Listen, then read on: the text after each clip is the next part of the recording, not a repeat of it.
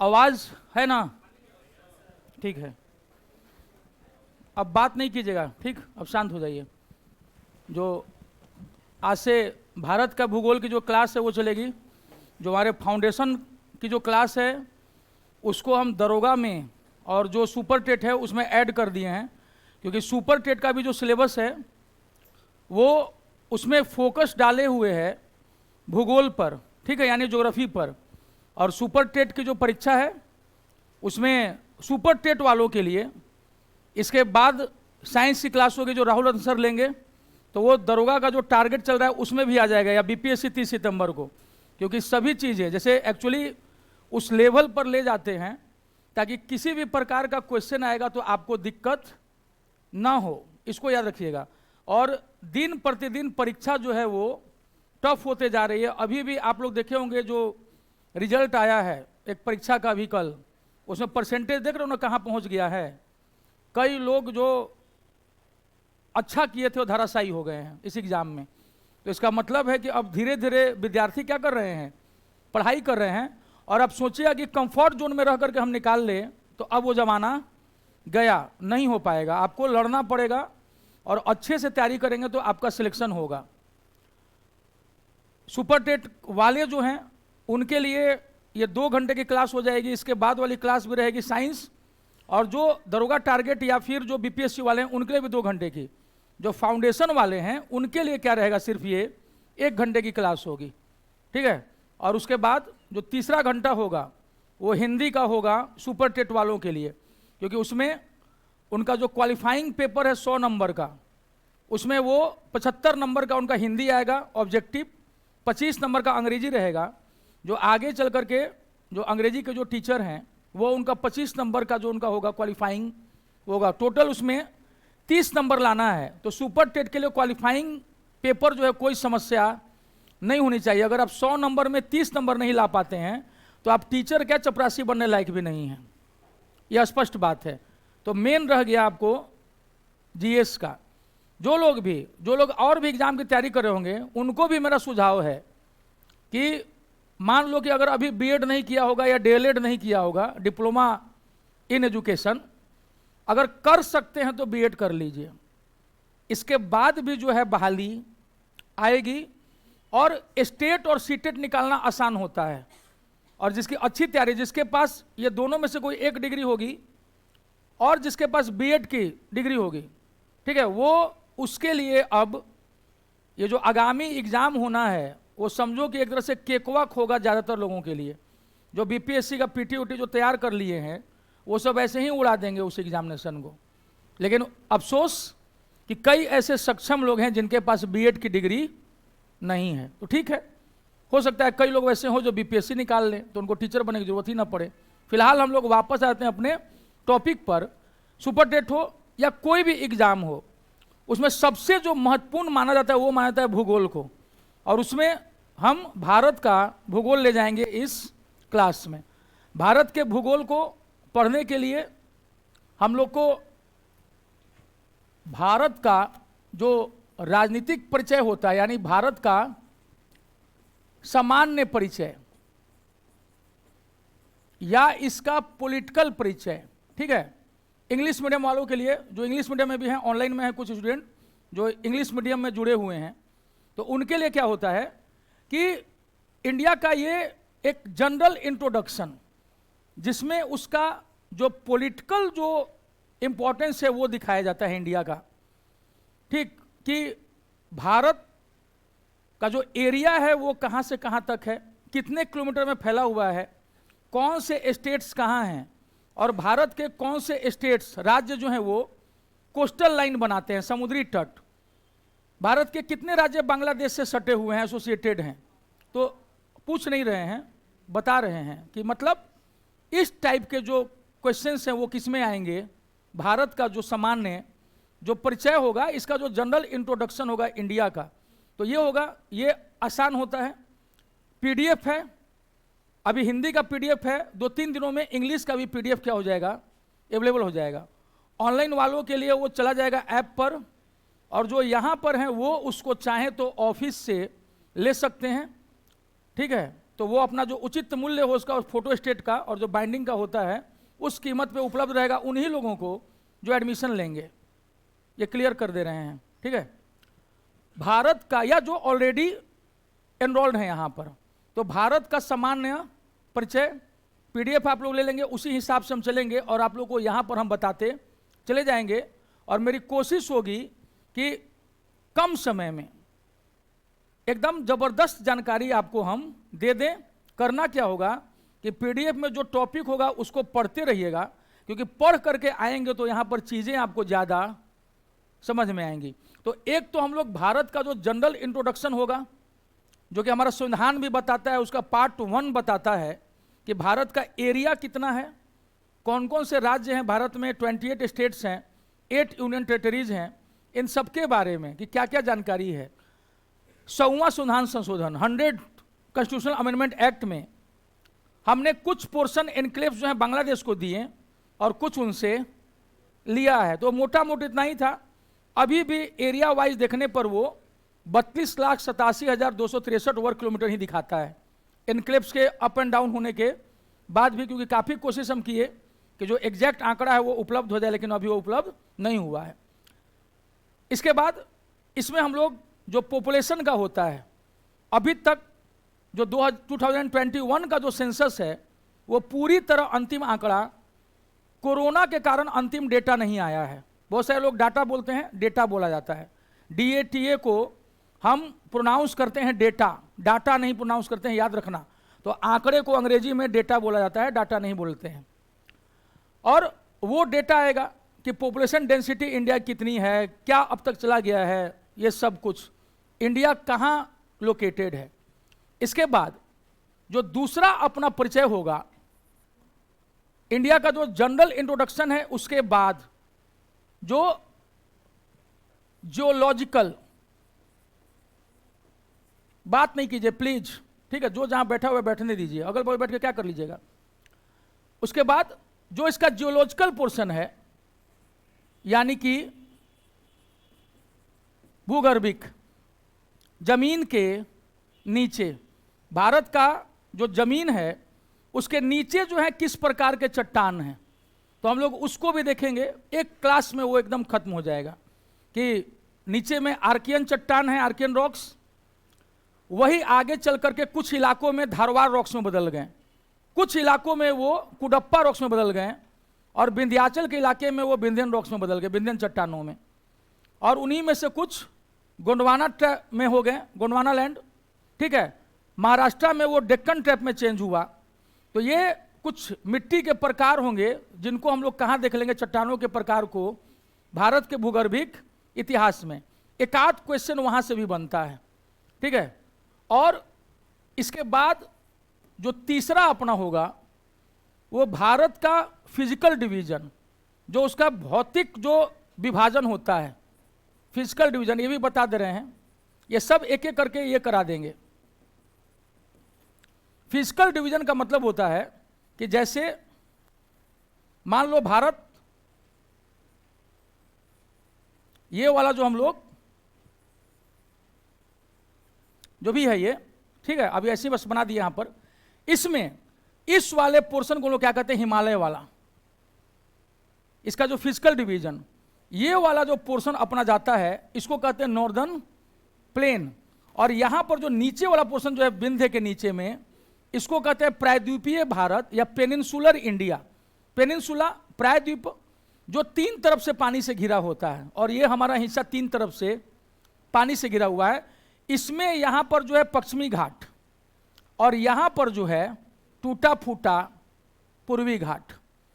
पूर्वी घाट सही अर्थों में पर्वत है, माउंटेन है, लेकिन पश्चिमी घाट, वेस्टर्न घाट जो है वो दिखता तो माउंटेन है, हम लोग मानते भी हैं उसको, लेकिन दरअसल वो माउंटेन नहीं है। वो क्या है, यहाँ पर अरब का प्लेट दिखेगा, सऊदी अरब वाला, ये लगातार यहाँ धक्का मार रहा है नीचे से, जिसके कारण धक्का मार मार के उसको क्या कर दिया है, उठा दिया है। और इंडिया का जो साउथ इंडिया है वो ऐसे हो गया है। अब समझ में आया, ऐसे हो गया है।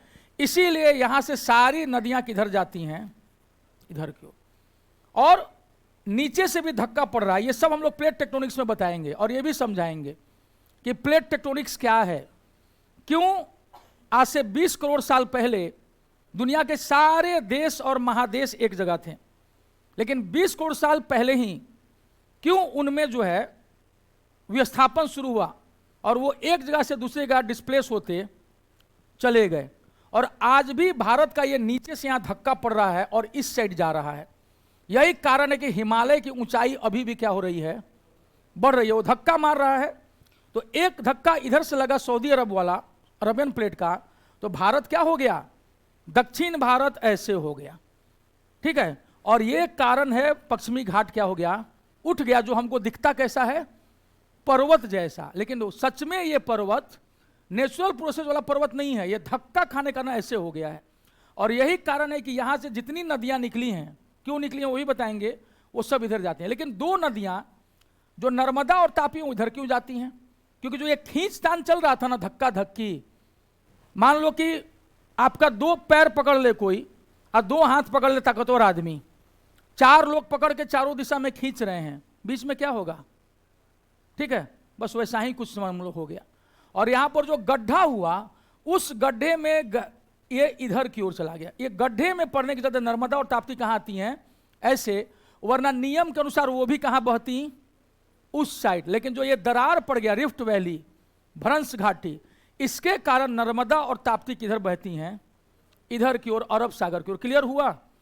तो असल में वेस्टर्न घाट, पश्चिमी घाट कोई पर्वत नहीं है तो पर्वत ही, अब मजबूरी है मानना, लेकिन उसका निर्माण वैसे नहीं हुआ है जैसे बाकी पर्वतों का अपने आप अंदर से अपलिफ्ट बल से हुआ।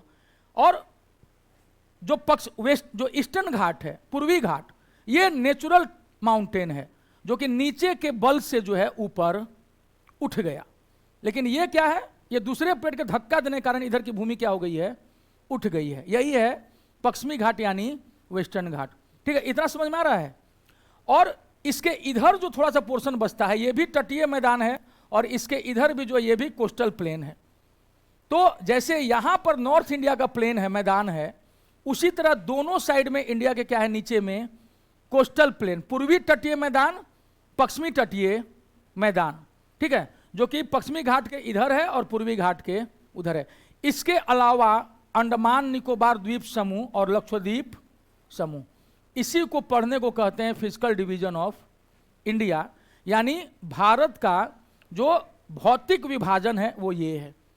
तो पॉलिटिकल डिवीजन जो भारत का सामान्य परिचय है वो है जो हमारे राजनेताओं ने बांटा है, भारत पाकिस्तान को विभाजित करके, बांग्लादेश को अलग करके, ठीक है। और जो 28 राज्य हैं, 8 यूनियन टेरिटरी हैं, 8, उनके स्टडी को हम कहाँ रखेंगे, भारत के सामान्य परिचय में, कितना पॉपुलेशन है, क्या है, ये सब। दूसरे वाले में भारत के नीचे जो रॉक्स है, चट्टान है, उसका अध्ययन भारत में कि कहाँ कहाँ क्या है, कैसे बना है, एकदम क्लियर कट कॉन्सेप्ट के साथ। और तीसरा आपका क्या होगा, फिजिकल डिवीजन, कहाँ हिमालय है, उसके बाद नॉर्थ इंडिया का प्लेन है, उत्तर भारत का विशाल मैदान, उसके नीचे जो है पेनिनसुलर इंडिया है, उसका पठार प्लेटो। तो पर्वत में, पठार में, पहाड़ में क्या अंतर है ये भी जानेंगे, और मैदान में, और मैदान है नीचे में, यानी कि पूर्वी घाट का मैदान और पश्चिमी घाट का मैदान, जो उसके पर्वतों के अगल बगल में समुद्र और पर्वत के बीच में है। और इसके अलावा द्वीप समूह 2, अंडमान निकोबार आइलैंड्स और लक्षद्वीप आइलैंड, ठीक है।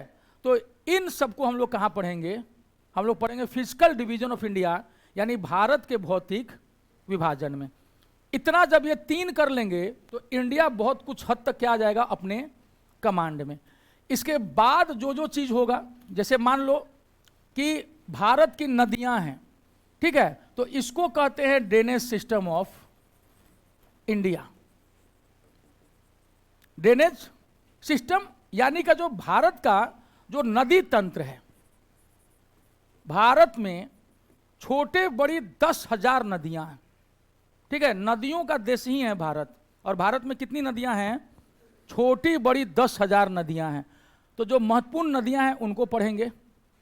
उसके बाद भारत की मृदा, ठीक है, यानी कि सॉइल, कहां पर अलुवियल सॉइल है, जलोढ़ मिट्टी, कहां पर ब्लैक सॉइल है, क्यों है, क्या विशेषता है, बहुत ज़्यादा डीप नहीं, काम भर। इतना नहीं कि वो हेक्टिक हो जाए और फिर आपको क्या लगने लगे, बोझ। ज़्यादा पढ़ेंगे प्रोफेसर बनेंगे या मेरी तरह पढ़ाएंगे, कम पढ़ेंगे जॉब लेंगे डायरेक्शन में रह करके, और कोई चीज़ छोड़नी उसमें नहीं है। तो मृदा में हम लोग देख लेंगे जलोढ़ मिट्टी कहाँ है, अलुवियल सॉइल सबसे ज़्यादा है भारत में। काली मिट्टी ब्लैक सॉइल महाराष्ट्र गुजरात में, कपास के लिए फेमस है, कॉटन के लिए, ठीक है। रेड सॉइल लाल मिट्टी, ठीक है। लेटेराइट ईंट के लिए, ब्रिक्स के लिए। और उसके अलावा जो है 4 प्रकार के छोटी छोटी मृदाएं जो है, जिसको भारतीय कृषि अनुसंधान संस्थान ने डिफाइन किया है। तो जो मेन है उसको पढ़ेंगे हम लोग। इसके अलावा और इसमें जैसे कि भारत में वनस्पति वेजिटेशन, यानी कि वन जंगल फॉरेस्ट, भारत में कहाँ कहाँ कैसे कैसे जंगल हैं, कहाँ सदाबहार है, कहाँ पर जो है उष्णकटिबंधीय है, कहाँ उपोष्णकटिबंधीय, ठीक है। यानी एवरग्रीन कहाँ है, सब ट्रॉपिकल, ट्रॉपिकल, ठीक है, एरिड, उसमें सैचुरेटेड, ये सब हम लोग देख जाएंगे कहाँ, भारत के जंगलों में। इसके बाद और आगे जाएंगे तो जो भारत का खनिज संसाधन है, आपको वो खनिज संसाधन का मतलब है कि भारत का कौन सा राज्य गोल्ड में आगे है, सिल्वर में आगे है, कोयले में आगे है, लोहे में आगे है, ठीक है। तो जब हम लोग रॉक्स के बारे में पढ़ेंगे, जो बताए थे ना इसके पहले, यहाँ पर जियोलॉजिकल भूगर्भिक, जमीन के नीचे बोलते हैं जियोलॉजी, भूगर्भ यानी भू जमीन के गर्भ में क्या क्या छुपा हुआ है। तो वहाँ पर हम लोग पढ़ेंगे कि धारवाड़ जो रॉक्स हैं उसी में भारत का सबसे ज़्यादा मेटेलिक मिनरल्स आता है, धात्विक खनिज, सोना, चांदी, तांबा, जस्ता, ये सब कहाँ होता है, धारवाड़ चट्टानों में। और धारवाड़ चट्टान क्या है, दुनिया की जो सबसे प्राचीनतम चट्टानें हैं, आर्किक चट्टान, आर्कियन चट्टान, वही आगे चल करके कन्वर्ट हो गए हैं किसमें, धारवाड़ में। धारवाड़ ही का कुछ पोर्शन कन्वर्ट होकर चला गया है कुडप्पा में, ठीक है। कुडप्पा से बहुत ज़्यादा कुछ चीज़ नहीं मिलता, कुडप्पा चट्टानों से, वहाँ से चूना पत्थर, ठीक है, एस्बेस्टस, ये सब निकलता है। अगर हम लोग विंध्यन रॉक्स की बात करेंगे तो लाल जो बलुआ पत्थर होता है, रेड सैंडस्टोन, वो वहीं से निकलता है। लाल किला, जामा मस्जिद, इन सब को बनाने के लिए विंध्यन रॉक्स का इस्तेमाल किया गया। और जो गोंडवाना जब हम लोग पढ़ेंगे कि कहाँ गोंडवाना है, तो अभी बताया ना नर्मदा और ताप्ती या तापी, वहाँ जो भरंस घाटी हुआ, जो धसान हुआ, उसमें ना बहुत सारा जंगल जो है सतपुड़ा का, ये सब दब गया उसमें, और लाखों साल में वो वनस्पति और जानवर क्या बन गए, कोयला। इसीलिए देखना कि जहाँ जहाँ भ्रंश घाटियाँ हैं, रिफ्ट वैलीज, दामोदर, जो आपको गोदावरी, ताप्ती, नर्मदा, इन सब इलाकों में आप देखना, झारखंड के महानदी, इन सब रिफ्ट वैलीज में ही कोयला मिलता है। क्यों मिलता है, क्योंकि उसमें जो है वेजिटेशन यानी कि वनस्पतियां और जीव जंतु क्या हो गए, धंस करके दब गए, और लाखों साल में वो जीव जंतु और घास पास क्या बन गया, घास पात, वो सब बन गया कोयला, ठीक है। और उसी कोयले में से निकला कहीं हीरा, पन्ना में, मध्य प्रदेश के पन्ना में। तो जब ऐसे आप पढ़ेंगे तो सब कुछ आपके दिमाग में क्या हो जाएगा, हम जो क्लास में बोलेंगे सब आपके एग्जामिनेशन हॉल में गूंजेगा कि नहीं वो बताए थे उस समय, ठीक है। और इसका अद्भुत जाएगा वो एग्जाम में, उसका प्रभाव पड़ेगा कि जब हम ऐसे खोल दिए, जैसे अभी बता रहे हैं, तो कैसे दिमाग में आना शुरू हो गया। कई लोगों को पश्चिमी घाट लगता होगा कि केवल माउंटेन है, नहीं, अरबियन प्लेट के धक्के के कारण उठी हुई भूमि है जो दिखती माउंटेन की तरह है और लगभग माउंटेन है, इसीलिए उसको पश्चिमी घाट पर्वत ही बोल देते हैं, ठीक है। वेजिटेशन यानी वन, इसके बाद खनिज संसाधन यानी कि मेटेलिक मिनरल्स, ठीक है, खनिज संसाधन, mineral resources, sorry, mineral resources. ये सब कुछ देख लेंगे किस स्टेट में क्या है, क्यों होता है। और इसके अलावा जो है ट्रांसपोर्टेशन, ट्रांसपोर्टेशन जो अभी जो पीडीएफ है उसमें नहीं है, लेकिन ऑलरेडी वो बना हुआ है, तो बाद में जब उसको देंगे तो उसको क्या कर लीजिएगा, पीछे उसको जोड़ लीजिएगा। ट्रांसपोर्टेशन यानी कि परिवहन, कई प्रकार का इसमें होता है। जैसे पढ़ेंगे इसमें, भारत में आकाश में डोमेस्टिक एयरलाइंस और इंटरनेशनल एयरलाइंस, जमीन पर रेलवे लाइन, रोड, सड़कें और पाइपलाइन। पाइपलाइन भी ट्रांसपोर्टेशन का है, ठीक है। तो ट्रेन्स के बारे में पढ़ेंगे कि भारत में कितने रेलवे जोन्स हैं, सबसे नया कौन है, पुराना कौन है, मेट्रो रेल कहाँ कहाँ क्या है, ये सब कहाँ देखेंगे ट्रांसपोर्टेशन में। और इसके अलावा समुद्री मार्ग, सी रूट, भारत का जो इंटरनेशनल ट्रेड होता है, अंतर्राष्ट्रीय व्यापार, उसका 97% कहाँ होता है, समुद्री मार्ग से होता है। और उसके अलावा भारत के भीतर में नदियों में जलमार्ग, वाटरवेज, जैसे पटना से लेकर कर कलकत्ता तक जाना हो तो गंगा नदी में उतर जाओ, ठीक है, आप पहुंच जाएंगे। इस रास्ते भी आपने देखा होगा, कुछ समय पहले क्रूज जो है यहाँ से गुजरा था, तो उसमें लोग बनारस से चल करके वो नॉर्थ ईस्ट की तरफ निकल गया था अपने 50 दिनों से अधिक की यात्रा पर। तो ये सब कुछ हम लोग कहाँ पढ़ेंगे, ट्रांसपोर्टेशन में। और इसके अलावा भी अगर कुछ बच जाएगा तो वो सब हम आपको किस में पढ़ा देंगे, भारत के भूगोल में, ठीक है। इतना समझ में आया कि ये सब कुछ आपको। अब जैसे मान लो कि अगर हम लोग को, और इसमें ये भी बताएंगे कि कालक्रम कि कितने साल पहले क्या, जैसे जब हम लोग फिजिकल ज्योग्राफी पढ़ेंगे, भारत का भौतिक विभाजन, तो हम हिमालय की बात करेंगे, तो हम बताएंगे कि हिमालय में काराकोरम कहाँ है, ट्रांस हिमालय, जास्कर और जो लद्दाख का जो रीजन है वो किसमें आता है। फिर हिमालय में कौन कौन है, महान हिमालय, ग्रेटर हिमालयाज, मिडिल हिमालयाज या लेसर हिमालयाज, मध्य हिमालय, और या उसी को हम क्या कहते हैं, लघु हिमालय। और सबसे आगे जो सबसे मैदान के साइड में है, शिवालिक हिमालय, ठीक है, दैट इज शिवालिक हिमालय। बिहार में केवल एक जिले में मिलता है, पश्चिमी चंपारण में, वेस्टर्न चंपारण, जो बेतिया और बगहा वाला है, रामनगर, दून, ठीक है। तो सोमेश्वर श्रेणी, तो जो सोमेश्वर चोटी है वो किसका हिस्सा है, हिमालय का, हिमालय का शिवालिक हिमालय का वो हिस्सा है। बाकी जगह वो क्यों नहीं दिखता, अरुणाचल प्रदेश तक। बिहार के वेस्टर्न चंपारण के बाद जो शिवालिक हिल्स है, हिमालय है, वो सीधा अरुणाचल प्रदेश में दिखता है, मिसमी, ठीक है, अबोर, ठीक है, ये सब आपको जो कहाँ दिखता है, अरुणाचल प्रदेश में। बीच में क्यों नहीं दिखता है, क्योंकि नेपाल से आने वाली हिमालयी नदियों ने शिवालिक हिमालय को पैदा ही नहीं होने दिया, भ्रूण हत्या कर दी। वो उठता था और नदियों का पानी क्या करता था, उसको बहा करके लेके चला जाता था।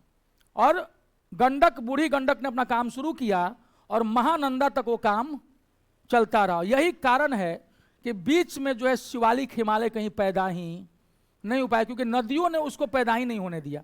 अगर नेपाल से नदियां नहीं आ रही होती तो पूरे बिहार के उत्तर में क्या होता, शिवालिक हिमालय। लेकिन नदियों ने उसका पहले ही क्या कर दिया, समाप्त कर दिया। तो इस चीज को समझिएगा कि जब हम लोग इसको पढ़ेंगे। और जैसे मान लो कि भारत में हम लोग पढ़ते हैं हिमालय की उत्पत्ति, वो एक एक चीज बताएंगे कि हिमालय की उत्पत्ति यानी कि एवोल्यूशन ऑफ हिमालयाज आखिर कैसे हुआ। तो हम लोग पढ़ेंगे इसमें प्लेट टेक्टोनिक्स, वर्ल्ड ज्योग्राफी का पार्ट है प्लेट टेक्टोनिक्स, लेकिन इंडियन ज्योग्राफी में हम उसको थोड़ा सा समझा देंगे ताकि हम लोग को ये समझ में आए कि कैसे जो है हिमालय की उत्पत्ति हुई है, ठीक है। तो थोड़ा सा वो देख लेंगे कि 20 करोड़ साल पहले क्या स्थिति थी, और 12.5 करोड़ साल पहले क्या स्थिति थी, 7.5 करोड़ साल पहले क्या स्थिति थी, और उसके बाद अभी जो है वो क्या स्थिति है, ठीक है। तो अगर ये पृथ्वी है तो आज से 20 करोड़ साल पहले, 20 करोड़ जो है ईयर्स बिफोर, 20 करोड़ साल पहले जो था, 20 करोड़ ईयर्स, वहां पर करोड़ हट जाएगा, ईयर्स जुड़ जाएगा। तो यहां पे हम क्या देखते हैं कि बीच में ये सब जो थे एक दूसरे से गुत्थम गुत्था थे और हर जगह पानी था,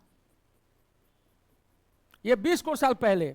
और इसके ठीक बीच में एक संकरा सा समुद्र था, एक नैरो सी, ये इसमें भी पानी, यानी पूरी पृथ्वी में कितने साल पहले, 20 करोड़ साल पहले आज से। बाकी सब कुछ बताएंगे, ये सिर्फ छोटा सा बन गया, पहली क्लास है इसलिए। चारों तरफ पानी भरा हुआ था, इसमें गड्ढा था, और 250 करोड़ साल पहले बारिश हुई थी पहली बार, लगभग ये नहीं कि अब उसमें घुस जाना कि कैसे पता, वो सब साइंटिस्ट जो है वो अपने ज्योग्राफिक टेबल के हिसाब से तैयार किए हैं कि कैसे क्या हुआ। सबसे पहले बारिश लगभग कितने साल पहले हुई दुनिया में? 250 करोड़ साल पहले।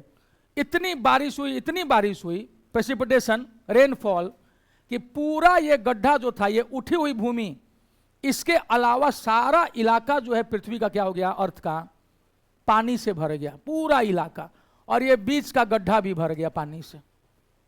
ठीक है, ये स्थिति थी 20 करोड़ साल पहले। और यही इस महासागरों के महासागर को नाम दिया गया था पैंथालासा। पैंथालासा, ये ओशंस का जो ओशंस था, ये महासागरों का महासागर। बीच में जो ये था, इसको कहा गया तेथिस सी।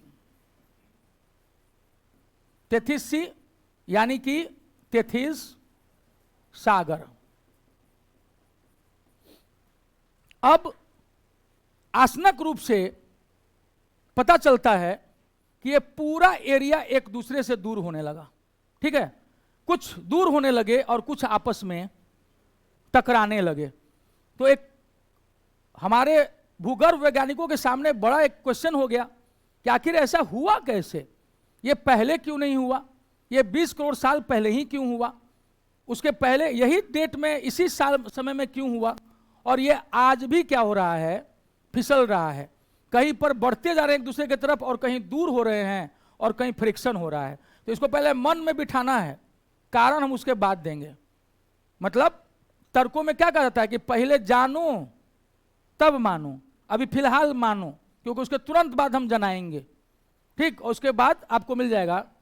एक पढ़ाई होती है जिसको हम लोग कहते हैं प्लेट विवर्तनिकी। ठीक, इसमें बहुत डीप में नहीं जाएंगे, बस इसको समझ जाएंगे तो आपको पृथ्वी की बहुत सारी चीजों का क्या चल जाएगा, पता चल जाएगा। प्लेट टेक्टोनिक्स, हिंदी में कहते हैं प्लेट विवर्तनिकी। क्या है ये? यही वो थ्योरी है जिससे हम इसका आंसर ढूंढ लिए 90% तक। 90% प्रश्नों का जवाब मिल गया कि आखिर क्यों 20 करोड़ साल पहले जो भूखंड, लैंड मास एक जगह था, वो कैसे एक दूसरे से दूर हुआ या कैसे एक दूसरे की तरफ बढ़ना शुरू हुआ। तो ये पढ़ेंगे। इसी में क्या क्या हुआ हम लोग देखते हैं।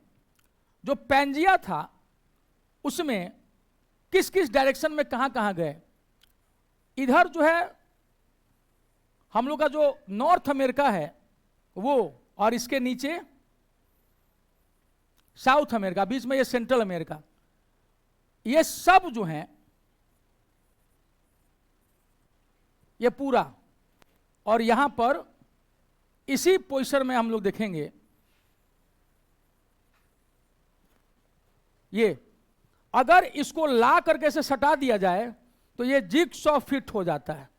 आप अगर एटलस देखिएगा वर्ल्ड का, तो उसमें आप अगर देखना कि अगर सटा दो ऐसे करके, सबके पास एटलस है, हम बोलते हैं इसको खोलिए वर्ल्ड मैप, वर्ल्ड मैप खोल लीजिए। ऑनलाइन वाले भी जो हैं वो भी खोल लीजिए वर्ल्ड मैप।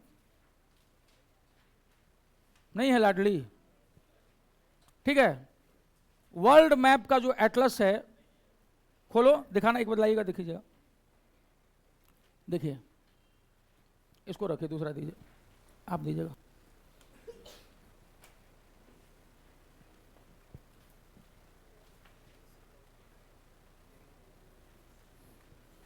देखिए यहां पे ये दिख रहा है, देखो जो नॉर्थ अमेरिका, साउथ अमेरिका है, और जो अफ्रीका और यूरोप है, अगर इनको सटा देंगे तो जिगसॉ फिट हो रहा है कि नहीं? लग रहा है ना कि सेट कर जाएगा दोनों। यहां पर इसको अगर हम बढ़ा के इधर कर देते हैं तो इसमें सट जाएगा, दिख रहा है ये। आप इसको खिसका दीजिए, इसको ढकेल के उधर कर दीजिए, इस पोर्शन को उधर कर दीजिए, तो ये दोनों क्या हो जाएंगे, सट जाएंगे, और ऑस्ट्रेलिया यहां आके फिट हो जाएगा, ऑस्ट्रेलिया यहां फिट हो जाएगा, ये सब, और ये ऐसे ही थे। लेकिन हुआ क्या कि सब एक दूसरे से अलग होने लगे या एक दूसरे की तरफ बढ़ने लगे। और इसमें क्या हुआ, ये जो है नॉर्थ अमेरिका और साउथ अमेरिका, इससे क्या होने लगे, दूर भागने लगे, इस डायरेक्शन की ओर आने लगे। यहां पर अफ्रीका जो है वो इधर की ओर भागा, यूरोप का हिस्सा जो है वो इधर की ओर। इसके इधर देखना सऊदी अरब का प्लेट है, और उसके बाद क्या दिखता है अपना इंडिया, ये भी इधर की ओर मार रहा है। और यहां पर ये यानी यूरोप नीचे की ओर आ रहा है, अफ्रीका और इंडिया कहां जा रहे हैं, ऊपर की ओर। जबकि नॉर्थ अमेरिका जो है वो और साउथ अमेरिका वो किधर आ रहे हैं, इधर की ओर। और यहां पर है पैंथलासा का नया रूप, पैसिफिक ओशन, यानी प्रशांत महासागर। प्रशांत महासागर, प्रशांत महासागर खुद में एक बड़ा प्लेट है। अब ये बताएंगे धीरे धीरे। अभी 2019 में यही चीज हम पढ़ा रहे थे, तो 90% जनसंख्या के सिर के ऊपर से चीजें गुजर गई थी, और वो कहें कि कौन पागल आ गया है, पता नहीं क्या पढ़ा रहा है। क्यों? इसलिए नहीं जान रहे थे क्योंकि यहां शिक्षा का लेवल क्या था, कम था। सेम यही चीज हम इंदौर में बताए थे, तो वहां एक लड़के ने कहा था कि इन टीचर के कारण हमको भूगोल से प्यार हो गया, ज्योग्राफी से प्यार हो गया। उससे ज्यादा बढ़िया यहां पढ़ाए थे, तो कई लोग क्लास से निकल गए थे। तो टीचर गलत था, टीचर ही गलत था, उसी को मानना चाहिए अपनी गलती, क्योंकि वो अपने समय से आगे था। उसको समझ में आना चाहिए था कि जो डोज इंदौर में जाएगा वो जरूरी नहीं कि वो डोज यहां पर काम करेगा, ठीक है। और उसके बाद हमने अपने पढ़ाने का स्टाइल क्या कर दिया, बेस से शुरू कर दिया, ताकि सामने वाले के मन में, एक टीचर को एकदम होना चाहिए ऐसा, उसको ये नहीं लगे कि हम समझ रहे हैं तो सब समझ रहा है। उसको ये समझना चाहिए कि सामने में जो सबसे, महात्मा गांधी का जो मंत्र नहीं है, गांधी जी का मंत्र, कि समाज में जो सबसे पिछड़ा आदमी हो उसका ध्यान रखना। तो एक शिक्षक को अपने क्लास में उस सबसे पिछड़े बच्चे का ध्यान रखना पड़ता है, जिसके दिमाग में कुछ घुस न रहा हो, चुपचाप मुंह फाड़ के देख रहा हो कि क्या पढ़ा रहा है। तो वैसी स्थिति में आपको इसका ध्यान रखना पड़ेगा। इसीलिए हम बोले कि फिलहाल के लिए क्या करो, अभी इसको मानो कि नहीं, अगर ये आदमी बता रहा है तो ऐसा ही हो रहा होगा, कारण उसके बाद बताएंगे। ये नहीं कि खाली हम कहेंगे मानो जानो मत, जैसे धर्मों में होता है कि मानो जानो मत, क्योंकि जान गए तो फिर पोल क्या होगा, खुल जाएगा। तो ये चीज इसको ऑब्जर्व किया गया और पाया गया कि भैया ये कभी ना कभी एक दूसरे से सेट था। तो कहा गया कैसे साबित करेगा बे कि सेट था। तो क्या पाया गया, यहां की जो चट्टानें और जो यहां के जो चट्टानें रॉक्स थी, सेम एज ग्रुप और सेम कैरेक्टरिस्टिक, एकदम एक। यहां के जो चट्टान और यहां के चट्टान, एक आयु, ठीक है, एक जैसी संरचना, जिससे समझ में आ गया कि आज से 20 करोड़ साल पहले ये दोनों क्या थे, एक साथ थे, लेकिन एक समय के बाद ये टूट करके अलग हो गए। तो कहा गया यहां देखो, तो पता चला कि यहां और यहां एकदम एक जैसा। कहा गया ओ, एक बड़ा प्रूफ मिल गया कि ये कभी ना कभी एक जैसे रहे होंगे। यहां पर फिर देखा गया एक लेमुर नाम का जीव है। लेमुर, लेमुर नाम का एक जानवर है, उसमें ना इधर भागने की प्रवृत्ति होती है अटलांटिक महासागर की तरफ, और वो भागता भागता समुद्र में डूब जाता है, लेकिन फिर भी भागना नहीं छोड़ता है। पूछा गया ऐसा क्यों? पता चला कि 20 करोड़ साल पहले इधर से भागता उधर चला जाता था, आज तक उसकी आदत छूटी नहीं है। तो वो भी एक प्रूफ हो गया कि ये क्यों इधर भाग रहा है। तो पहला प्रूफ हुआ कि ये इसको डाल दो यहां पर तो एकदम सेट हो जाएगा। दूसरा प्रूफ हुआ कि इधर का चट्टान इससे और इधर का चट्टान इससे एकदम मैच कर रहा है, एकदम मैच कर रहा है। लग रहा है कि खोए हुए कुंभ के मेले में बिछुड़े हुए भाई थे जो बिछुड़ गए। उसके बाद और भी कई कारण जो सेम मैच करता है, इसीलिए यह मान लिया गया कि ये पहले क्या थे, एक थे। तो फिर क्वेश्चन आया, तो भाई इसको दूर किसने किया? तो दूर करने के लिए हमको समझना पड़ा प्लेट टेक्टोनिक्स। कहा गया कि ये दोनों तो दूर भाग रहे थे, यहां पर पैसिफिक ओशन का प्लेट है, बहुत सारा नाजका प्लेट है, ये सब टाइप के कई प्लेट्स हैं जो हम बता देंगे आपको। वो जो है ना इधर भाग रहे हैं। यानी प्रशांत महासागर जो प्लेट है वो किधर भाग रहा है, किधर की ओर जा रहा है, वो ईस्ट की ओर। और नॉर्थ अमेरिका साउथ अमेरिका किधर की ओर भाग रहे हैं, इधर की ओर। दोनों में जो प्रशांत महासागर जो है वो ज्यादा भारी है, उसका प्लेट नीचे का हिस्सा। और वो क्या किया, इतना कस के धक्का मारा कि ये दोनों वैसे ही उठ गए जैसे अरबियन प्लेट के धक्के से दक्षिण भारत। और दक्षिण भारत में क्या बन गया, उस साइड में कौन सा पर्वत, वेस्टर्न घाट्स, पश्चिमी। ठीक जब इसी तरह पैसिफिक प्लेट ने मारा धक्का तो ऊपर में बन गया रॉकीज, समझ आया, और नीचे बन गया एंडीज। क्लियर हो रहा है कि कैसे क्या हुआ होगा। तो जब पैसिफिक प्लेट ने इधर धक्का मारा एकदम ठीक जैसे अरबियन प्लेट ने भारत में धक्का मारा नीचे, तो हमारा क्या हो गया, हम ऐसे हो गए। वैसे ही यहां पर नॉर्थ अमेरिका और साउथ अमेरिका कैसे हो गए, ऐसे हो गए। और इसीलिए यहां पर बन गया रॉकीज और यहां बन गया एंडीज। ये वर्ल्ड ज्योग्राफी का पार्ट है, लेकिन आपको पढ़ा कहाँ रहे हैं, इंडियन ज्योग्राफी में घुस रहा है दिमाग में धीरे धीरे थोड़ा थोड़ा। तो तब समझ में आएगा कि क्यों यहां रॉकीज है, क्यों यहां एंडीज है, और क्यों दक्षिण भारत में वेस्टर्न घाट है।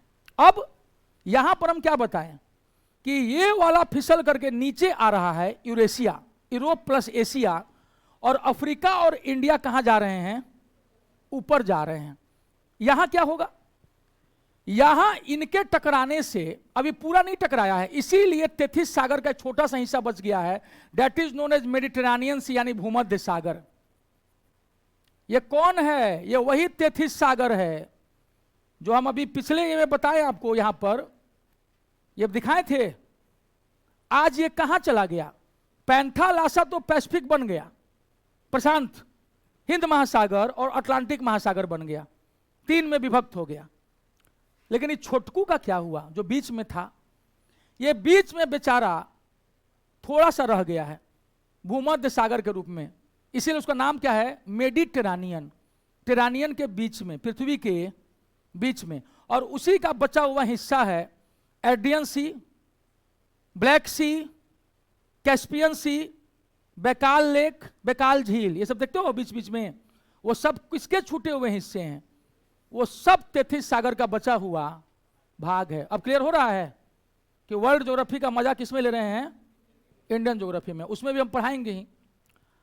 तो ये बच गया। अब भारत और अफ्रीका में क्या हुआ, यहां पर हम बता रहे हैं ना कैसे टकरा रहे हैं। कई करोड़ साल के बाद एक दिन भूमध्य सागर भी साफ हो जाएगा, बचेगा ही नहीं। क्यों नहीं बचेगा, क्योंकि अफ्रीका किधर की ओर भाग रहा है।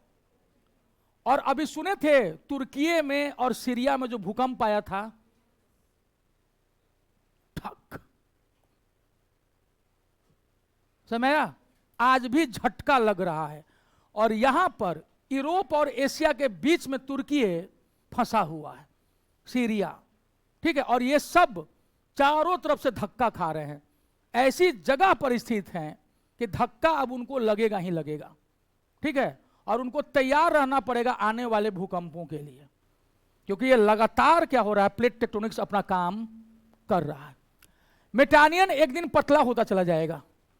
अभी इसीलिए यहां पर क्या है, एटलस पर्वत, नीचे में क्या है, एटलस, और यहां पर क्या है, एल्प्स।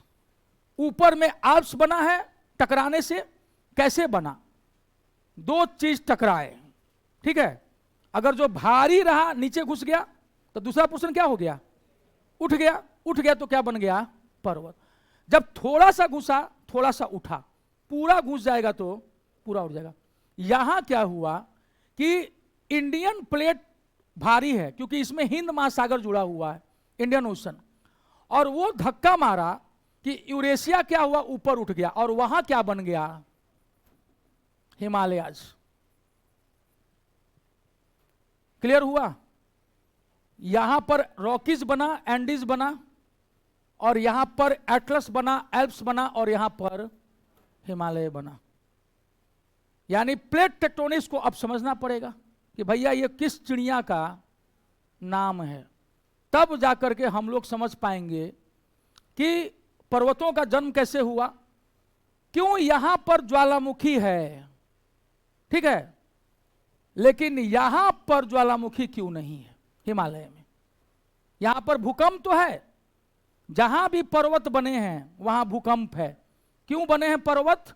दो प्लेटों के टकराने से। तो टकराने से क्या होगा, हम लोग ऊपर रहेंगे प्लेट के ऊपर तो क्या होगा, हिलेंगे, भूकंप आएगा, और एक प्लेट दूसरे प्लेट के नीचे घुस जाएगा तो ऊपर वाला प्लेट, हल्का वाला प्लेट क्या होगा, ऊपर उठेगा, तो पर्वत बनेगा।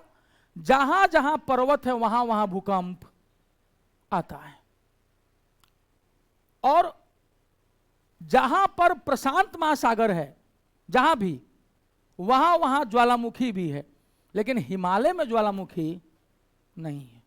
तो इसको भी समझना पड़ेगा कि क्यों आखिर हिमालय में ज्वालामुखी नहीं है। भूकंप तो है, अर्थक्वेक है हर जगह, जहां जहां माउंटेन बिल्डिंग का काम चल रहा है, लेकिन वोल्केनो जो है, वोल्केनिक इरप्शन हर जगह नहीं है, कुछ ही जगह पर है।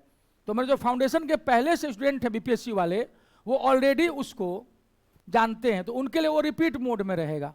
लेकिन जो नए लोग हैं उनके लिए क्या रहेगा, बिल्कुल नई जानकारी, ठीक है। तो एक तो इतना बहुत ज्यादा नहीं ना ओवरलोड हो रहा है, दिमाग में जा रहा है ना हल्का हल्का, नहीं तो कई लोगों को क्या हो जाएगा कि अब सिर के ऊपर से जा रहा है कि आखिर ऐसे हो कैसे रहा है, कैसे कैसे जाता है ये। मान लिया कि हम पढ़ा रहे हैं और बीच बीच में आप कुछ और सोच रहे हैं, फिर वापस आ रहे हैं। क्लास में से बहुत होता है कि टीचर को तो बोलना काम है, सुनने वाले कितने कंसंट्रेशन से सुन रहे हैं, उसमें कुछ लोग बीच में ही कहीं और चले जाते हैं। जब तक लौट करके आते हैं तब तक टीचर 5 मिनट बोल चुका होता है, तो ले तेरी के, अब तो समझ में नहीं आया कि क्या हुआ था। और वैसी स्थिति में हम खड़ा करा के पूछ दें तो कई लोगों की जमानत क्या हो जाती है, जब्त हो जाती है। तो इसलिए क्या कीजिएगा, यहां पर इसमें ध्यान रखिएगा, तभी आपका सिलेक्शन होगा। मोबाइल फोन से दूरी नौकरी पाने के लिए है बेहद जरूरी। तो मोबाइल फोन से 2 गज की दूरी आपके बचने के लिए, आपके कैरियर के लिए है बहुत जरूरी। तो पहले तो था 2 गज की दूरी, मुंह पे मास्क है आपकी मजबूरी। लेकिन अभी फिलहाल क्या है कि कैरियर बनाने के लिए मोबाइल फोन से दूरी है बहुत जरूरी। 90% लोग मेरे इस बात को नहीं मानेंगे, ये हमको पूरा विश्वास है, और उन्हीं 90% का सिलेक्शन नहीं होगा, ये भी हमको पूरा विश्वास है। 10% का होता है जिसको यहां दिखा देते हैं, अरे बाप रे बाप क्या टीचर है, उसके यहां से 25 सिलेक्शन हो गया, आज वो 250 नहीं हुआ उसका, ठीक है। कैसे दिखाते हैं, दरोगा बना के दिखा देंगे यहां वर्दी पहना करके।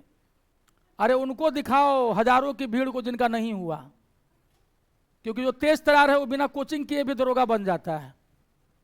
मेनली यही होता है, घोड़ों को कोई भी घोड़ा बना देता है, नाम कमा लेता है। एक टीचर का महत्व उसमें है जब वो गधों को घोड़ा बना देता है। नहीं तो 17-18 तो हमारे भी दरोगा बन गए हैं बिहार में, वर्दी पहना के खड़ा कर देना है साथ में, और वो भी मात्र 78 में, 78 में।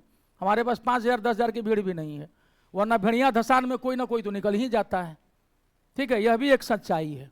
लेकिन इस तरह ज्योग्राफी को आपके दिमाग में घुसा देना, या फिर मॉडर्न इंडिया जो लोग पढ़े होंगे, समझ रहे, या फिर जो पॉलिटी पढ़ा होगा, इंडियन पॉलिटी, ये कैसे कॉन्सेप्ट के साथ उसको दिमाग में डाला जाता है। तो आज आप में से कितने लोगों को लगा कि हाँ कुछ नया मिला है, हाथ उठाना।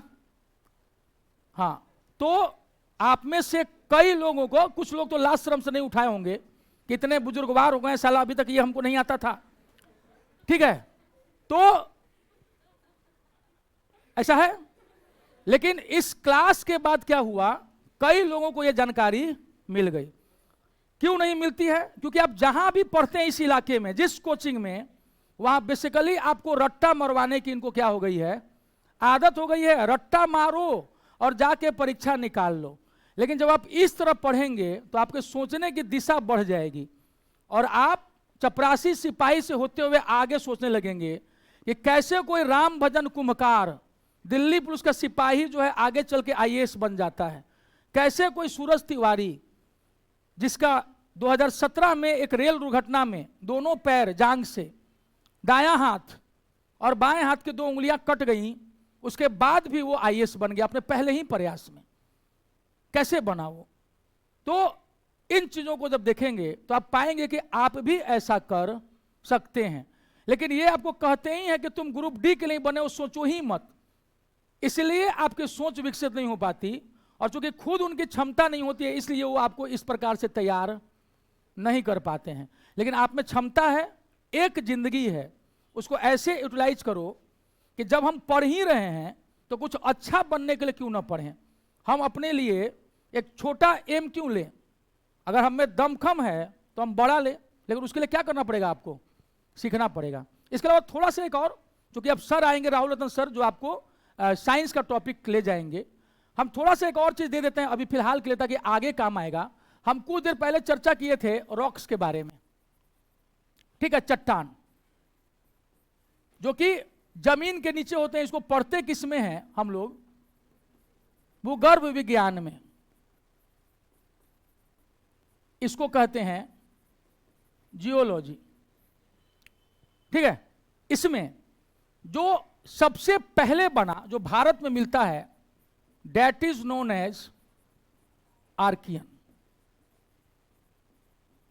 ठीक। आर्कियन रॉक्स ये सबसे पुराना है।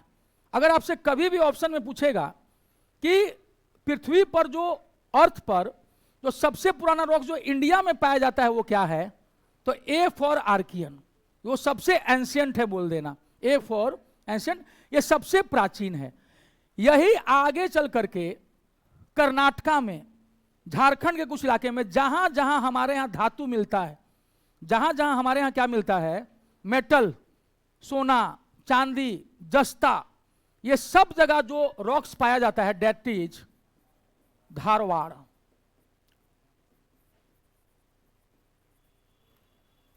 धारवाड़ कर्नाटका में एक जिला है जिसका नाम क्या है, धारवाड़। सबसे पहले ये रॉक्स कहां मिले थे? कर्नाटका के धारवाड़ डिस्ट्रिक्ट में। इसलिए इनका नाम क्या रख दिया गया? उसके समय से this rocks came to be known as Dharwad rocks. और धारवाड़ कैसे बना? कुछ आर्कियन चट्टान ताप से, गर्मी से, कुछ सारे नहीं, वो क्या किस में कन्वर्ट हो गए? धारवाड़ में। कुछ अभी भी आर्कियन है, कुछ अभी भी क्या है, जिन पर बहुत ज्यादा टेम्परेचर, प्रेशर का, प्रेसिपिटेशन यानी रेनफॉल का असर नहीं पड़ा, वो आज भी क्या है, आर्कियन वैसे पुराने पड़े हुए हैं। और इनमें जो है कोई जीव नहीं मिलता, यानी कि इसमें कोई भी ऑर्गेनिज्म जो है वो नहीं मिलता है ही नहीं, जीवन ही नहीं है। इससे क्या अंदाजा लगाया साइंटिस्ट ने कि जब ये चट्टान बने थे तब पृथ्वी पर जिंदगी नहीं थी, ठीक है।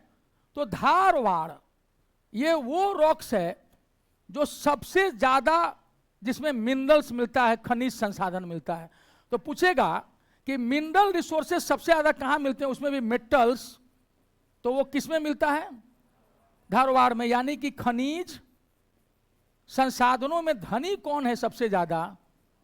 धारवाड़। खनिज क्या है? खनिज संसाधन, इसमें धातु, जिसमें लोहा का तत्व ज्यादा होता है, दैट इज नोन एज, जो मेटल्स, मेटेलिक्स, धारवाड़ लोहा, यानी कि आयन, जिसको फेरस बोलते हैं उसमें। तो मार धार किससे करते हैं? लोहे से। धारवाड़ मार धार। तो मार धार के लिए धारवाड़ में क्या मिलता है? लोहा, सोना, अरम यानी कि गोल्ड, सिल्वर, तांबा यानी कॉपर, ये सब कहां मिलता है? ठीक है, कॉपर यानी तांबा, ठीक है। जस्ता दैट मीन्स जिंक, ये सब कहां मिलता है?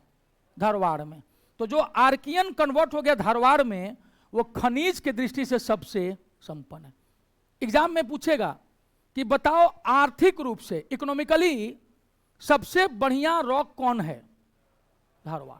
क्योंकि अब ये कहां कहां मिलता होगा? जहां जहां भारत में लोहा मिलता है। भारत में लोहा कर्नाटका में मिलता है, बाबा बुदन की पहाड़ियां, बाबा बुदन हिल्स, कुद्रेमुख। भारत में लोहा झारखंड में मिलता है। भारत में लोहा मयूरभंज, क्योंझर, ओडिशा में मिलता है, ठीक है, यानी जहां जहां लोहा मिलता है वहां वहां कौन सी चट्टाने हैं, धारवाड़। और धारवाड़ चट्टाने बेसिकली क्या थी, आर्कियन, वो चेंज हो गई किसमें, धारवाड़ में। तो अभी राहुल रत्न सर आ गए हैं, आईआईटी कानपुर से एमटेक हैं, तो उनसे साइंस पढ़िएगा, क्योंकि उनके ऐसा साइंस पढ़ाने वाला फिलहाल पटना में कोई नहीं है। बड़े बड़े बाबा होंगे अपनी जगह, लेकिन थोड़ा सोबर नेचर के हैं, अपना प्रचार करना नहीं जानते हैं, इस कारण बहुत सारे लोग उनको नहीं जानते हैं। लेकिन जो जानते हैं उनको, वो अच्छे से जानते हैं कि वो किस प्रकार के टीचर हैं, उनके नॉलेज का लेवल क्या है। इसलिए आराम से शांति से बैठ करके उनको पढ़ लीजिएगा कुछ देर, तो कहीं ना कहीं आपका क्या हो जाएगा, भला हो जाएगा। ठीक है, तो फिलहाल इस क्लास को हम क्या करते हैं, यहीं ब्रेक देते हैं, और कल हम लोग फिर क्या मिलेंगे आगे। तो होप सही लगा होगा। एंडोग्राफी किसको किसको अच्छा नहीं लगा, जिसको नहीं भी लगा वो थोड़ी हाथ उठाएगा मेरे सामने। ठीक है, ऐसा ही क्वेश्चन पूछना चाहिए जिससे आदमी खुश हो जाए।